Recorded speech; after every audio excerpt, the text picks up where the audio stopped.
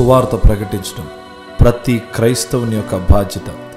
యేసు ప్రభువారు మనకిచ్చిన ఆజ్ఞల్లో అతి ప్రాముఖ్యమైన ఆజ్ఞ సువార్త ప్రకటించడం. ఇక నుండి మనం వేయబోయే ఈ అడుగులో అది ఎంత భారమైనా, అది ఎంత దూరమైనా వెనుకకు తిరగకుండా యేసులో ముందుకు సాగిపోవాలి.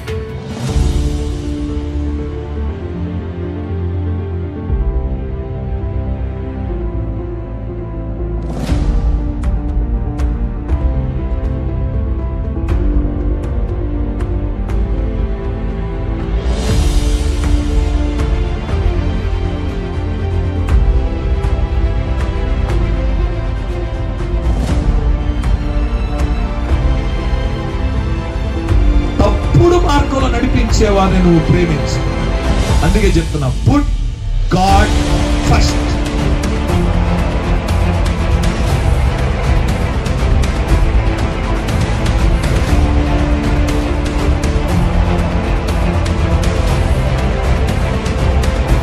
వారందరూ మాట్లాడగలం.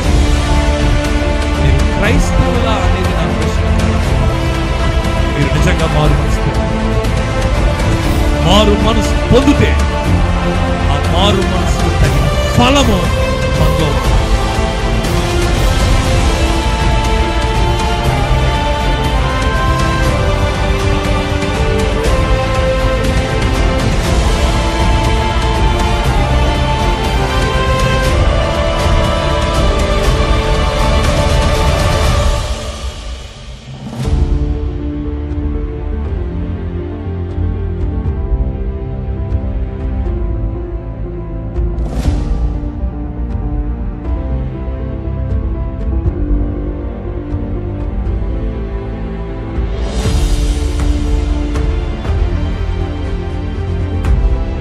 బ్రతికి ఉన్నప్పుడే నీకు విలువ, చచ్చిపోయిన తర్వాత నీకు విలువ.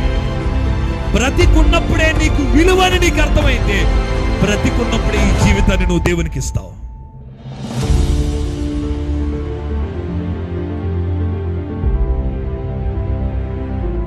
చలిలో కూడా విపరీతమైనటువంటి చలి, ఒక 18-19 డిగ్రీస్లో కూడా మరి చాలామంది దేవుని యొక్క మాటలు వినడానికి ఆసక్తిగా ఉన్నారు. నిజంగా మరి ఇంత త్యాగపూర్తమైనటువంటి పరిచర్య చేసినటువంటి సంతోష్ రెడ్డి గారి యొక్క మినిస్ట్రీని దేవుడు దీవించాలని హృదయపూర్వకంగా కోరుతున్నాం.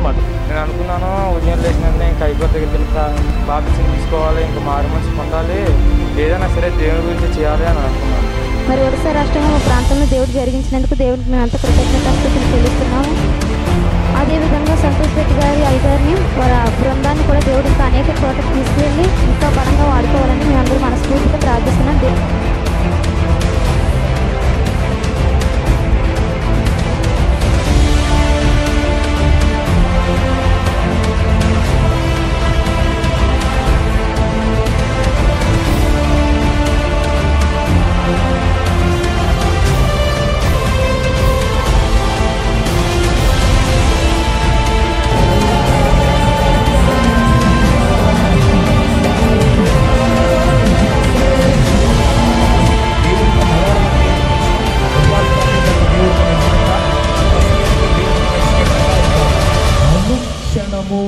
దేవుని చిత్తం చేయడమే దేవునితో మాట్లాడాలి.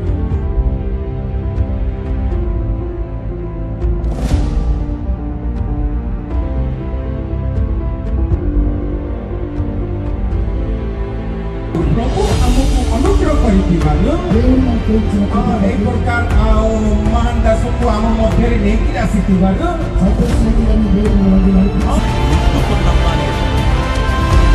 పైన మరణం ప్రభుత్వం చెయ్యకుండా ఆయన చేసేసింది.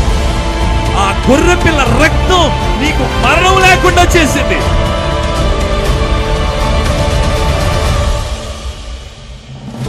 వెళ్ళిపోతూ దైవజనుడిని ఇండైరెక్ట్ గా ఫాలో అవుతూ ఒక స్వార్థ భారాన్ని నాలో పెట్టడానికి, నాతో ఉన్నటువంటి మా గ్రామంలో చిన్న మందిరాన్ని ఒక సేవ ప్రారంభించాం.